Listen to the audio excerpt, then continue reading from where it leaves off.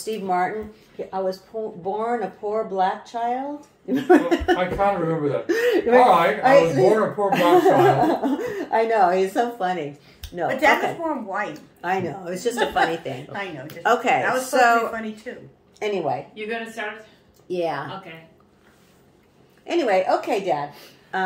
So this is just to help us tell our kids when they ask us questions that we don't know. What was it like for Papa when? Yeah, I mean, we know, but our memories are crap. So, and we actually don't, we have all these memories of or stories that you've told us and Grandma's told us, but we'd like to hear it a little more together. Well, it sounds like I have anything prepared. No. They're just, and this is we're gonna edit it. It's not like this is the final thing. So, but do you want to change your clothes? I'm just kidding. I gotta go put on the tie. Okay, so we're starting, right? So let's just start as early as you can remember, Dad. What's your first memory? You were born in Brooklyn. Clearly, the family lived in Brooklyn, right? Yes. And you were born in 1934. You were born in 1934. Clearly, that's correct. All right. September 1934. Right. Okay. And where did you live? Well, I always lived in Brooklyn. Do you remember the street name? Well, not when I was first born, but most of the time we lived at 1647 Park Place. Oh my God. Sounds like a fancy place. It does. On Monopoly board. 1647 Park Place, right down the street from PS 91, where I went to grammar school. Oh, those were public schools. That's New York. I didn't attend private schools. I know those are New York. Wait, days. the family moved when you were born, and then they moved to a one different part place? of Brooklyn to another apartment. I see. And the second one is where I spent most of the time. You remember we were there on Park Place, yes, remember? I did. Oh yeah, yes. you saw it. When we were back in New York once, I decided to visit the old street.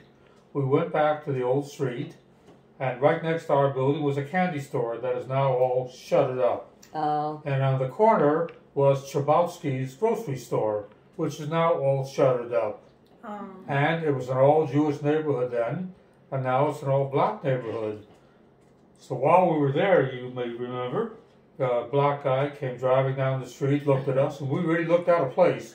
He stopped and got out of the car and said, "Can I help you?" And I told him, "No, I just lived 50 years ago in this building right here. We thought we'd stop and look at the building." And he said, "How does this look now?" I said, "A little older, a little tired, but not bad. Not bad at all." And then he said, "Okay, have a nice visit," and he left us. Yeah. It's like the opposite. Was it a new build? When were those buildings built? Were they? I don't know, but I moved in there about 1940. And they were not new buildings then. Yeah. Were they those brownstones? Yes, brownstones. So those don't even age. They're brick, right? They're just like brick and buildings. we had a stoop in front. We went up the stoop, and we were the second floor. Oh, there were three stories. We were the second story. We had a two-bedroom apartment.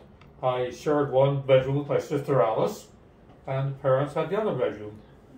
And we lived there until World War II ended around 1941, 45 42. probably. It ended. Well, I don't remember when the war ended. War ended in 45. 45. 45? Mm-hmm. Well, we left before the war ended because I remember the celebrations in the street when the war ended. Oh. So that was we were still there. Yeah. There were celebrations in the street. Sure. The war ended. How did you hear? Do you remember? How old were you and how did you hear? Well, I was born in 1934, so I was, what, 10 years old? 34, 44, 10 years old. 11 years old. 45? Yeah, about 11. So there were parades, no victory parades? Or No, but everybody was in the street. They were cheering and very happy. The whole block had the little flags with the one star in there for the one person that died during the war. The star was... From the neighborhood? Pardon me? A boy from the neighborhood, you mean? Yeah, if someone in their family died in the war, you got a little thing to hang in the window with one star. Oh, I didn't know that. Oh, yeah. And you walk down the street, every other house, every other apartment, there was a little flag in the window with a star, and that means they lost somebody in the war. Nobody in our immediate family like your, you know, cousin. old. You were too young, Yeah, I we were know. too young. But maybe some cousins. Anybody older, serve and they're like, any you older know? cousins that you know of? No. Everybody no. was young. What I did remembrance I have of the war was I was sitting in the house with my mother one day. My father was out working, and he ran up the stairs. We lived upstairs and burst in and said, "The Japs just attacked Pearl Harbor." That was December 7th. They said Japs, huh? Yes. The Japs just attacked Pearl Harbor. And all the neighbors came in and they were sitting around, what's going to happen now? Because it really took everybody by surprise. Did you have any other family members that lived close by? My Aunt Rose was not far away. I thought Grandma said somebody lived upstairs, like relatives upstairs. No. Nobody upstairs. No, I don't no. remember. Okay. my Aunt Rose was close by. And then my Uncle Sidney, that's Eleanor's parents, lived close by. Hesh's parents lived close by. We all lived In Brooklyn, very walking distance. in the neighborhood. Oh, Uh, all Yes. within walking distance. Yes, yes. We So, all lived within so walking let's start distance. with So who are all these people? So your Well, father had Hesh's father was my father's brother, okay. and they lived close And his by. name was Who? Hesh's father. Oh, he was Uncle Jack. You met Uncle Jack. Yeah, we went to their, like where they were living in sort of a I remember you country once place. Yeah. met with Hesh and Yeah. his father, Mm-hmm. and I don't know if his mother was alive. I then. do remember that. It was sort of a bungalow kind of place. I No, don't no, know. it was a city. I remember you were really No. surprised because my Uncle Jack was a very small man. Yeah. You remember? Uh-huh. Where was this in New York? In Brooklyn.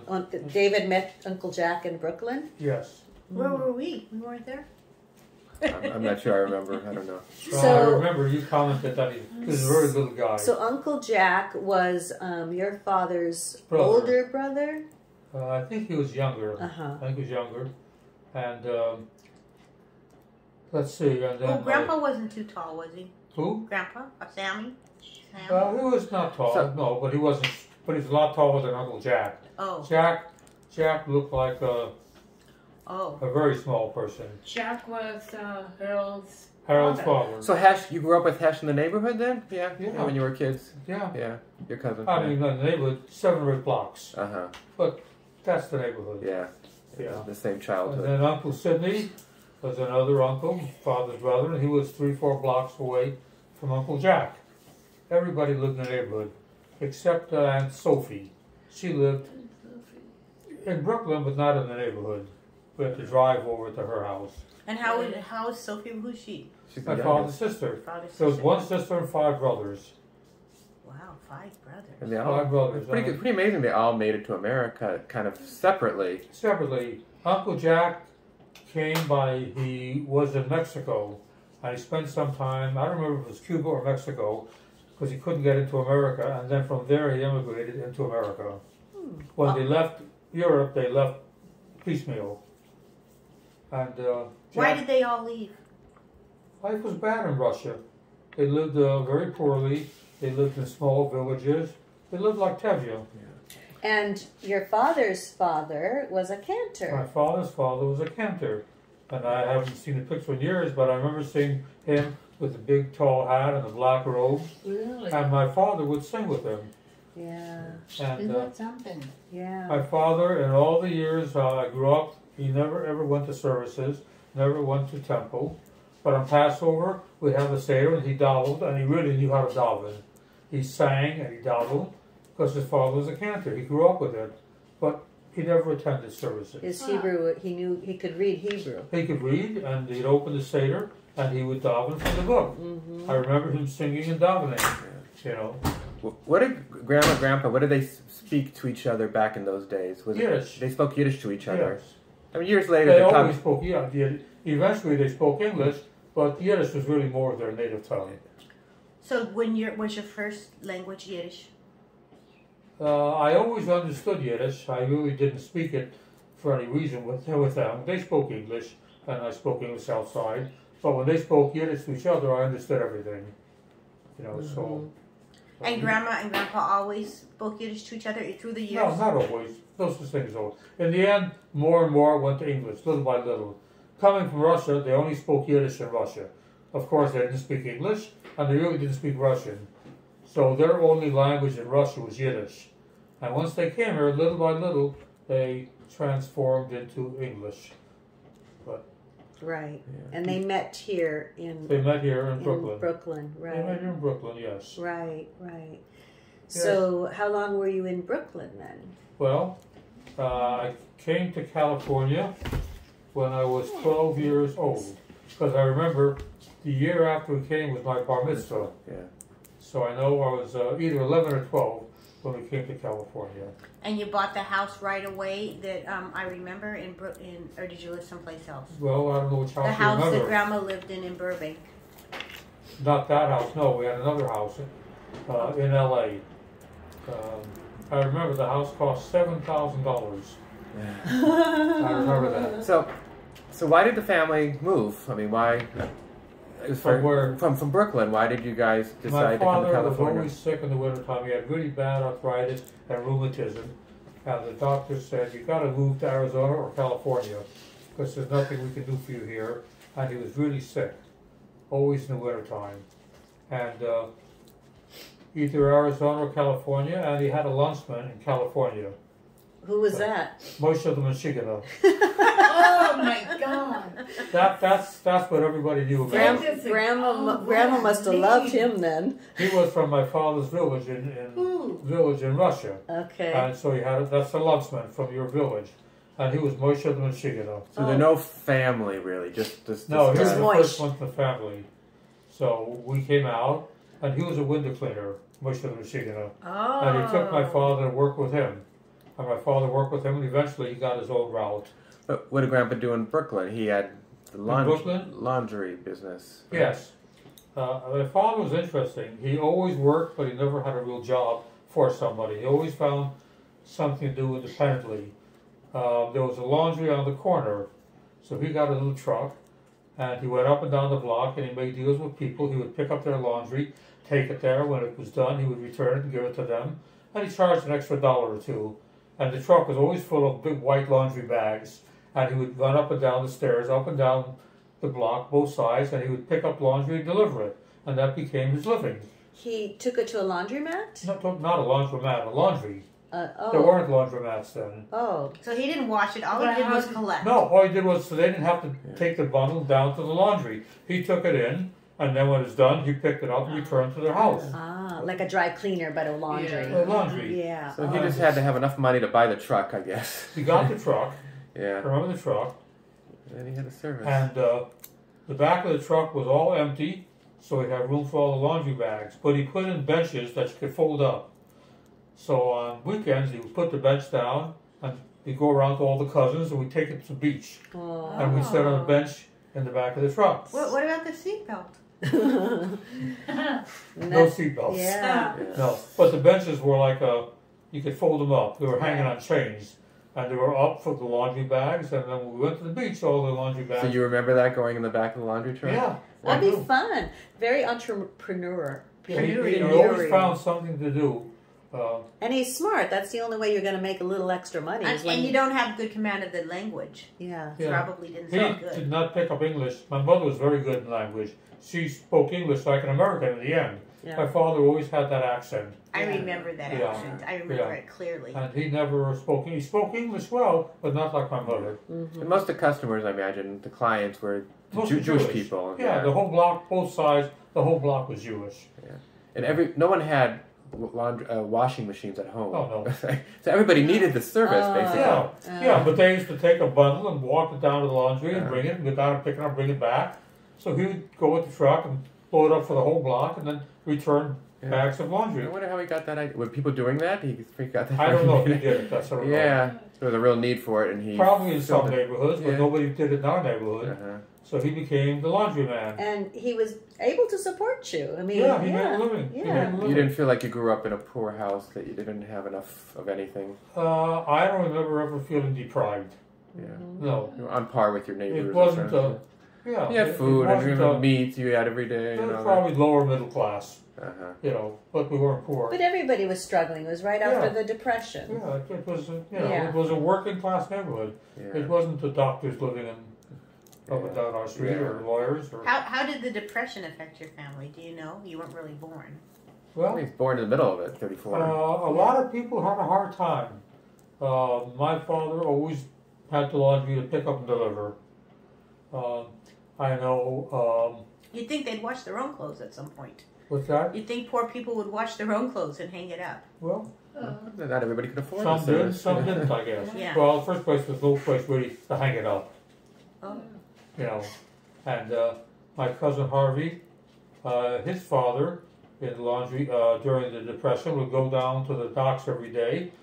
People would go fishing, and he would wait for them to unload. He would clean all their fish, and they would give him 3-4 fish to take home, and that was dinner. Wow. Oh. And he did that through the Depression.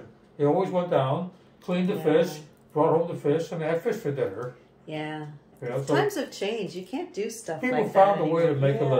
living, make it live. And, You know? and he ate. Yeah, and there were people that didn't make a living, but most people found a way to do something like that. Yeah, that's food, but you have to pay the rent too at the end of every month. Yeah. Yeah. And then, but you also had fun summers on the farm when you were in Brooklyn, right? Well, yeah. Every summer we'd go up in the Catskills. Yeah, Catskills. We'd go up in the Catskills, and we were right down the street from the big hotel. What's that movie? Dirty Dancing? Uh-huh. Dirty Dancing. Yeah, Yeah. well, we were about half a mile away from a hotel like that. But we were in a farm, and she just made it. They built some extra rooms, and they're taking people for the summer. Was it like Jewish people, the farmers? Oh, yeah. Yeah. Yeah. The Jews from the city came and The stayed Jews with from the us. city came and stayed with the Jews on the farm. And I remember there was one big kitchen, and all the ladies were in the kitchen making breakfast for everybody. There was one big kitchen. Did any of your cousins go with you? No, we just went, but there were always families up You there. and Alice. Yeah, Did our families up You there. had to pay for it. Oh, yeah. Yeah, it wasn't like work. It was a working farm though. Yeah, it was a working farm, and they charged very little, because they let you stay in the little bungalows they had, but they didn't do anything else. They would go in the kitchen, and they would cook and clean and do whatever. And Grandpa stayed home at the... He stayed, he worked all summer, but he used to drive up Friday afternoon and drive back Sunday evening, and then he'd work all week, but he'd come up for the weekend. That's pretty nice for you to be in the country every It was summer. nice, it was nice up at the farm. Because New York is horrible, and Brooklyn in the summertime would be Yes, pretty the horrific. humidity was really bad. So it was very nice up there. It's cooler in the Catskills area? Oh, you're up in the mountains. You're Yeah, fine. they got out of the heat. Tell us the bull story. The bull story? The girl and the bloody bull. Yeah, the farmer, Have you heard this, Brigitte? The bull story. It's good for the kids. the farmer had a daughter named Margie. She was probably 18, 19 years old. She was a beautiful girl. I fell in love with her. But anyway, I was 10 years old. And anyway, she would help with they had some cows, and they had one bull. And the bull was usually penned off separate from the cows. But she went out for the cows one day, and it turned out the gate was open, or whatever happened, but the bull came out. And this was a mean bull. He would kill you. And that bull saw her, and he put his head down, and he charged her. She started to run, and she couldn't get to the fence. She was too far away. But there was a big patch right in the middle of the field with all bushes with thorns, huge thorns. She was smart enough. She ran for the patch, and she dove in head first. Oh. And she was all bloody, totally cut up. But the bull chased her, stopped at the edge, and the bull was pawing at the ground and slowly was mashing a path to get into her. She was in the middle, and he was trying to get to her, but he didn't want to run in and get all stuck. So he's standing there, and he was pawing it. On the other side of this field, there was another farm. The farmer there saw this bull by the patch and hitting it. He didn't know, but he knew something was wrong. So they didn't have a phone, but they had a big bell. He rang the bell, meaning danger. So our farmer looked out after he heard the bell, and he saw this. And he grabbed his whip, and he ran out to where the bull was pawing, and with the whip he drove the bull. And she was just lying in the cactus? She was laying in the middle of all this cactus and thorns, and she was all bloody and cut up. Awful. But he went out with this whip, and with the whip he drove the bull off. And then he went in, he picked up the girl, and I remember he brought her in. I remember seeing how bloody she is. And he took her up, and he laid her in bed, Then he put a scarf. What you got? I don't know why. I'm getting all choked up. Yeah. I don't know why. Oh, that's so funny. Take a drink of water. Because it was such a traumatic thing. Well, you were probably very distraught watching this. They kill the bull? Yes. He took the gun, he went out in the field, he killed the bull. Oh. So traumatic. What a traumatic thing to see. First a bloody girl, then a dead bull. I'm like all choked up. I don't know why. And you were watching. Where were you? You were just. You can I watch. was 10 years old. You were watching this though from the from the window. side. Oh, you were. I saw him carry her in, and I saw him go out with the gun, and he shot the bull. Yeah. That means I should have a little candy. All right. What attracted you to the Yeah. You would go look through a window. You just happened to be looking. You were watching the girl. So I was in the house at the time, and all this was happening. Yeah. He ran in, and everybody knew suddenly there was trouble, and he yelled, "There's a problem out there," and he grabbed his whip, and he ran out, and we all watched. Did you all have steaks that night? Barbecue. We ate well for the next week. Yeah. This was before veganism. Those Rocky Mountain oysters, you know. Yeah. Did the girl recuperate? Is that what they call them? Yeah. Did the girl have any permanent damage? No, she was all cut up and all bloody, but she recovered. Yeah. It was just big scratches everywhere, Yeah. because she dove in head first. Well, she did the right thing. Yep. Smart girl. I don't know if I would have done that though. That takes a lot of bravery. Yeah. Well, with that bull coming at you, yeah, you would. Yeah. If he was going to kill her, he would have killed her. Yeah. He was charged, you're going to kill her. Yeah. Yeah. So back in Brooklyn, you had a best friend. Did you have a best friend? A Goyish friend or a Jewish friend? No, I had a Jewish friend who called me a few years ago. I hadn't talked to him since 1945. Oh my goodness. A few years ago, you remember? Yeah. He called me, and he said, "Do you remember me? I'm Stuart Costello. We were friends on Park Place." I said, "Of course I remember you." Yeah. Oh my God. And I said, he said, "I was looking for California. I looked up Harvey and Melman. I found one in Santa Ana, and I found one in Coronado." That's both Because you. my phone, I had a phone number there, you know. And it turned out he was living in one of the retirement communities, Del Webb. Retirement Del Webb community in Arizona. Oh. So Baguette and I worked out an exchange with the condo and somebody in his Del Webb. And we went to Del Webb in Arizona and got together with him. You remember what that? That happened because that happened because he called me and found me. Oh my goodness. You know, and I hadn't seen him since we left Brooklyn in 1940, whatever it was, 5. And he remembered you moved to California. Yes, right. Oh my goodness. Yeah. Wow. Oh, how fun. When did that happen that you went to Arizona?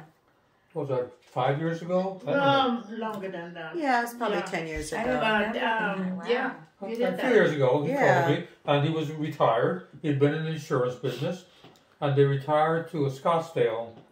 And Scottsdale was beautiful, but he said it was lonely. There was nothing to do there. So they sold the house and moved to the Del Webb retirement community, and they love it there. He became active in the little theater. His wife took up golf, and she was part of a ladies' golfing group. And he said, "We're very busy, have a lot to do."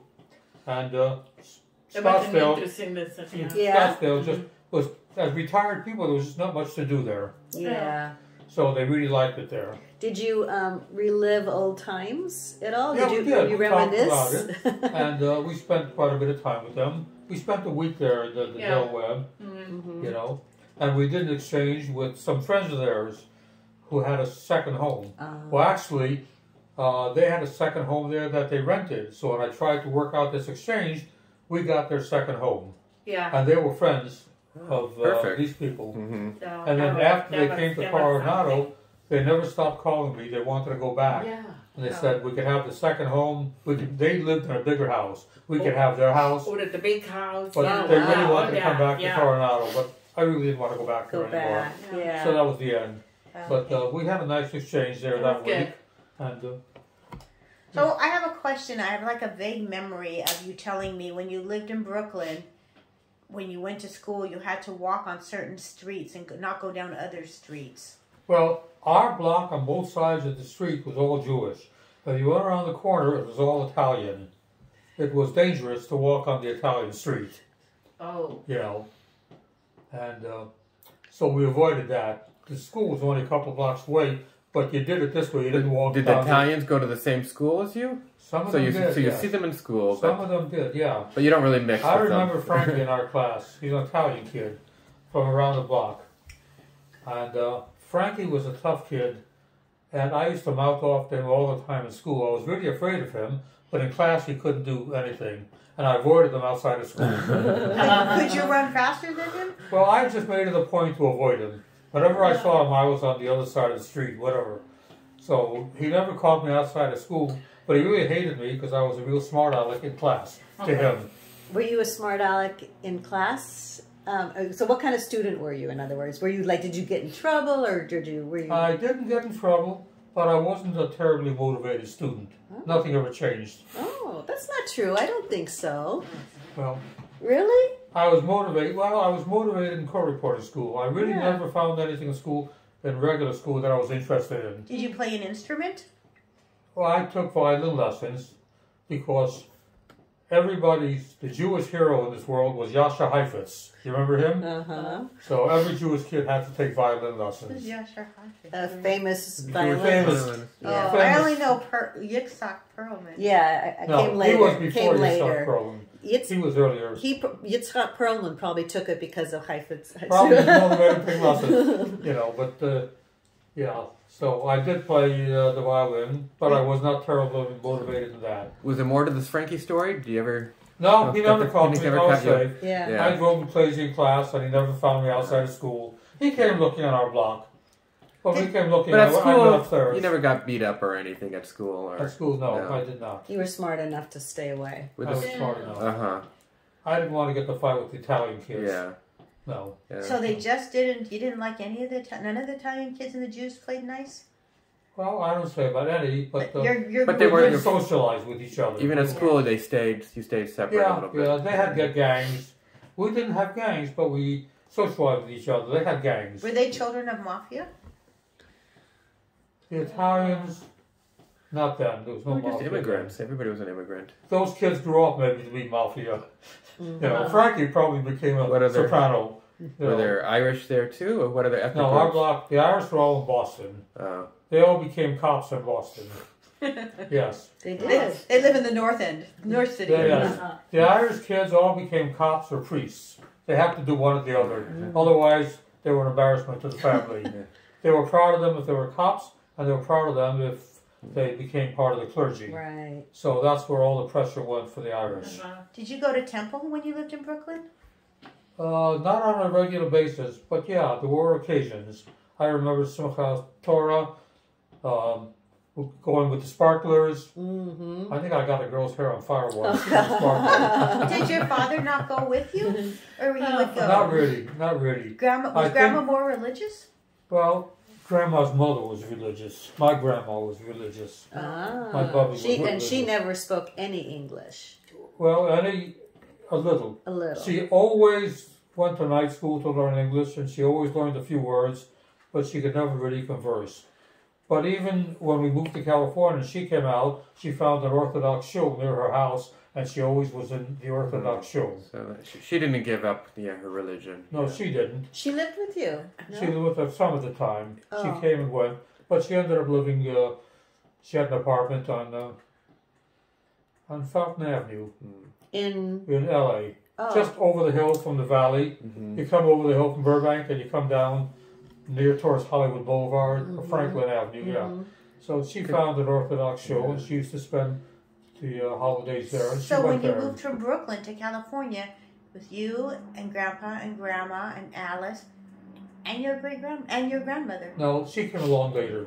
She kind of spent her time half with Rose and half with my mother. She came and went back and forth. Yeah, because she came to America without your grandfather was already He was in here. America. He was in America. He had a girlfriend. And yeah, Well- and My mother says he didn't, but I'm sure he did. Oh no, Grandma told me he did. Oh, well, okay. yeah. She got Because she convinced. told me that when they came here, he made arrangements for all of us to stay with relatives, but she told me she never went to his house. And I said, well, I'm sure he was living with a lady. And she said, oh no, that didn't happen. But I'm sure he did.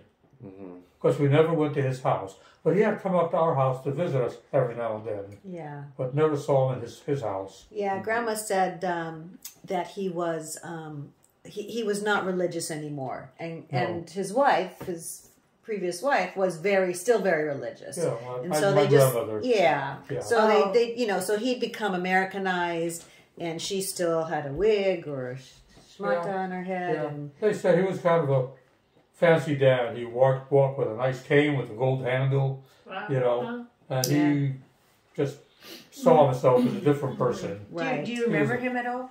I remember a man coming up and visiting us, and my mother telling me that was a grandfather. But that's about all I remember. Mm-hmm. I mean, I was under 10 years old then. Yeah. And it wasn't like it was a regular thing. A couple of times he might have visited us. He wanted to visit Rose, and she would not allow him in the house. She never forgave him for leaving the family. So he was not permitted in her house, and she would always argue with my mother, how could you let him come here?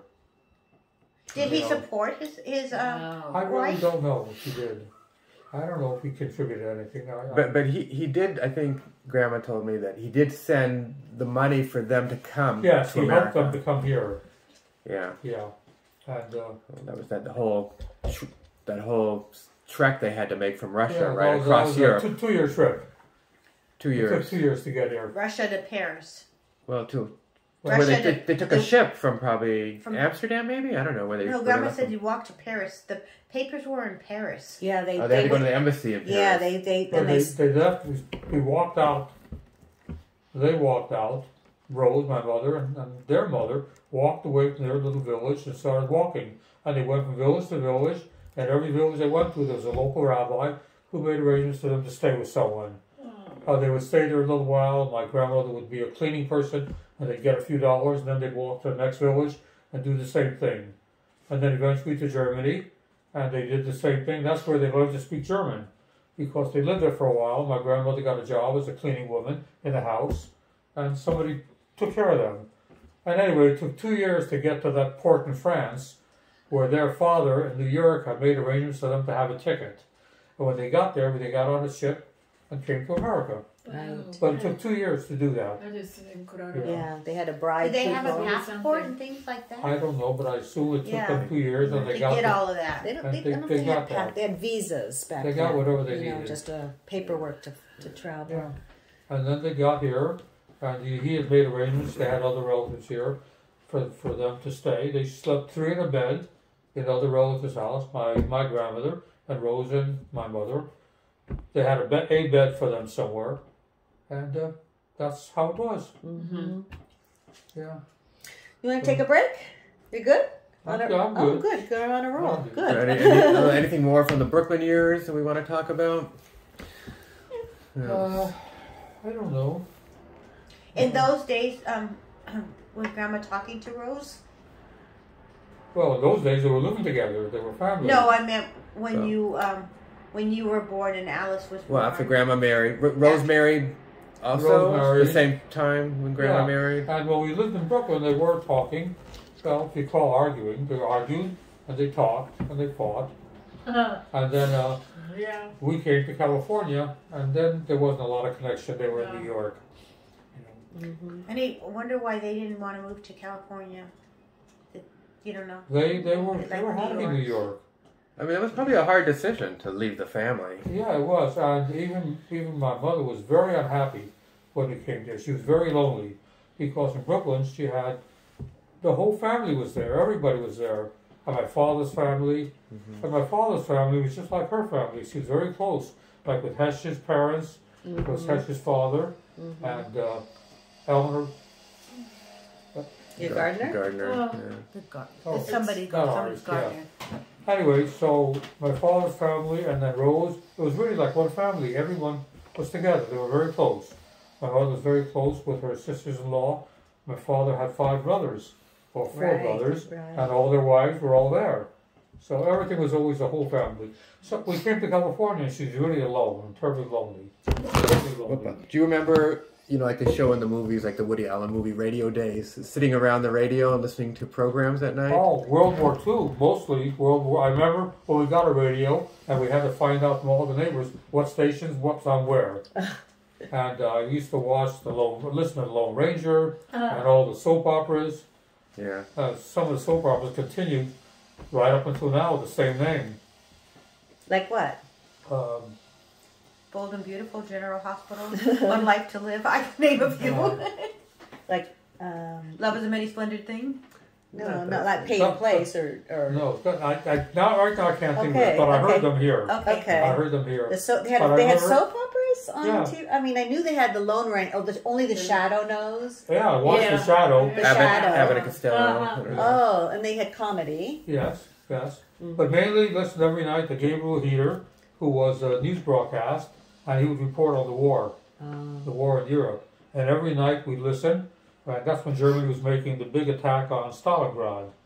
And Stalingrad held out for almost 2 years, you know. And every night we turn on Gabriel Heater, Stalingrad is still standing, you know. 2 years. It was in the end, Stalingrad held out, and the German army lost because the Russian winter came in and killed them. Yeah. They starved and they froze. They weren't prepared. The Were Russian there- winter beat Napoleon, and the Russian winter beat Hitler. Yeah. The winter was terrible.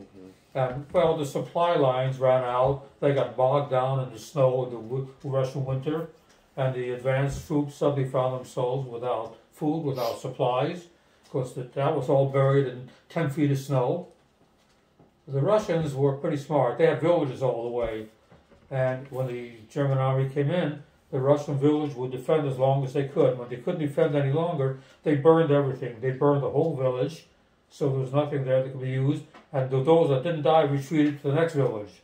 So by the time the Germans came through, that village was stronger. And when they were overcome, they burned the whole village. They burned the crops, and they retreated to the next village. So the next village was a little bit stronger. And this went on until they finally got to Stalingrad. And by then, from Germany to Stalingrad, there was no place they could get food, no place they could get warm. There were no buildings. Everything was burned as they retreated. Brilliant. Good. Yeah. I know. And then So Stalingrad that was held. like a thing after dinner. Turn on the radio and listen to Yeah, see what's listen to going Gabriel on. Heater. Wow. And every night there's good news tonight. Stalingrad is still standing. Yeah. Was he like a foreign correspondent? I don't know. I don't know he the was just a name. news broadcast. Oh, But I okay. remember him very well, Gabriel Heater. Wasn't there a guy Morrow? Another. Never mind. Okay. Like a Walter Cronkite of that period. Yeah. Yeah. Another. Okay. Was there family in Russia still that the grand? My grandmother had brothers that had left their little village and they went to Moscow. So nobody really knows what happened to them. She stayed at that little village. And she had a couple brothers that went to Moscow and nobody knows what happened to them. But when she came with the 2 kids. And there was no further connection. So They we, probably died in the war, but who knows? Yeah. we could have relatives still So, in When did let's say Sophie and get involved already in the like Well, they communist? came to New York. Wait, so just so our children know, explain again who Sophie is. Sophie's my father's sister. There was one girl and 5 brothers. Okay. And Sophie, when they came here, during the 1920s and 30s, it was very hard to be a working person. There were no benefits to factories, no such thing as sick leave, as medical benefits, as retirement. You worked until you broke an arm, and then they threw you out and hired somebody else. You know, and then they tried to form unions, and unions were not available. And the only ones that would help the working people were the communists. The communists really helped them. They came in and organized the workers, taught them how to form unions, how to organize, how to go on strikes, and they became real communists. Because the Republicans and Democrats didn't really care about workers. You know, the communists started the whole labor movement, so they became really involved.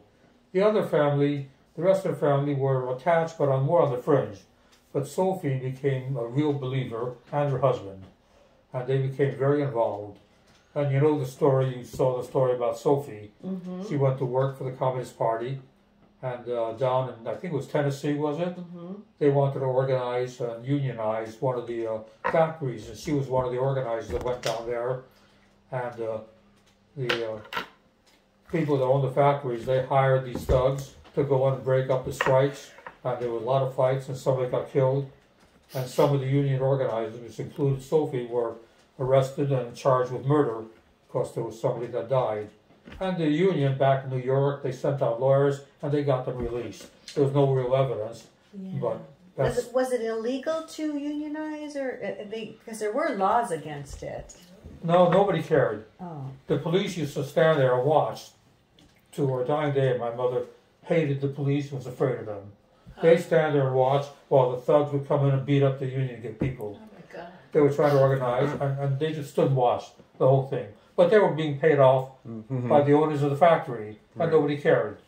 You know, just nobody cared. So she always hated police and was always afraid of them. She could have been deported, right? I heard something about her. Sophie, yeah. They tried to deport her, you know, as a member of the Communist Party, an enemy of America. But they couldn't. Yeah. But that's why... This was in the 30s? Yes. Yeah. And that's why, I don't know if you saw it. She saw the article. The article about Sophie, and she's Sophie Melvin was her name, not Melman, but she didn't want them to find her. Oh. So she called herself Sophie Melvin. Oh, I didn't know that was why. I didn't know either. Oh, and then her last name was a married name. Oh. But it was no Sophie Melman, Sophie Melvin. But they eventually found out her name, and I remember the FBI coming to our house in Boston. Oh. Yes. In Boston? You lived in Boston? Excuse me, in Burbank, not Boston. You know, they just came to ask, are you acquainted with Sophie Melvin? Are you related to her? And my mother said, no, never heard of her. Never heard of her. They asked me questions. I don't know who they are. And they left. That was like the beginning of maybe McCarthy era? That was the McCarthy era, yes. Oh my God. Then she lied to the FBI. She could have been in big trouble. Well, she didn't know Sophie Melvin. Yeah. Well, sorry. Because they knew her as Sophie Melvin, but they had done enough research, they knew that her name originally was Melman. So they found us as Melmans. There's a lot of Melmans. There's so many Melmans. There are. They didn't ask a lot of questions. They asked a few questions and left. Went to another Melman. But I remember that. But the song was like McCarthy era. I was going to college then, and LA State College, and there were different groups on the college, and there were some very socialist groups, left-wing groups, and I joined that group. And I was there. I went to some meetings. It was interesting. Nothing big deal came to it. Then I was good friends with Ronnie. Then Ronnie enlisted in the military. With his military, they interviewed him, and they said, "Do you know Harvey Melman?" They knew me from that group in college I joined. Whoa! They they had a file on you. Yeah, they did. They knew all about me. Oh my goodness! Yeah. That's the FBI really was very evil back then. You didn't know when you were creepy. signing up that would happen. Oh, I didn't know. Yeah. I just knew that they were very left-wing in their politics. It was interesting. My family was always left-wing. So let's see. Let's go back to see what year that was in your Well, city that college. was about 1950 or 51. Okay. McCarthy. Did your parents know you had joined this group? Probably not. I never told them anything. Yeah. That's when they blacklisted They- all It the wasn't a actors. communist group. It was They more a were- left-wing group, left-wing politics. But, yeah. You know, they were socialists, but the FBI, that made them communists. Do you remember the vote for Israel in the UN? When was that? Was in 49. Yeah. Yes, I remember it, but I wasn't really involved in it, and neither was my family. They knew and they talked about it, but it wasn't a big deal at that time. In the first place, my father's whole family were left-wingers at that time. Russia supported the Arabs very much. The entire Egyptian Air Force were mixed from Russia. So all of my father's family were against Israel. Oh my gosh. You know, Hess's father said, but I'm glad we have Israel. They supported Russia, but they were glad there was an Israel. And, you know, it's mixed feelings all the way. I mean, it's after World War II. They knew that all those Jews now had a place to go. So. Yeah. Well, Sophie was an enemy of Israel. And you helped it. I told you that. I told you. You forgot? We were on our way to Israel, and we didn't stay at Sophie's house, but we were visiting there. You remember that?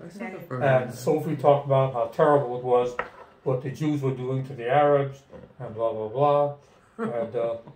And they have no home, and where are they going to go? And you spoke and said, well, they should just kill them all. I don't remember saying that. And Sophie looked, you see? They're all killers. Yeah, I mean, Rhonda was 10 years old, but yeah. But she Yeah. knew enough to say they should kill them all. Yeah. That's what you said about the Arabs. But she probably heard that from someone. Not from me. No, I never said No, they we should never kill them all. did. But No. that was But- after 67, so that was, after the, Yeah. the Six-Day War. But And she married a real leader in the Communist Party, Cy Gerson. I know I told you he was the editor of the Daily Worker, the Communist Party newspaper. And every year they had a candidate run for president, and Cy was his campaign manager.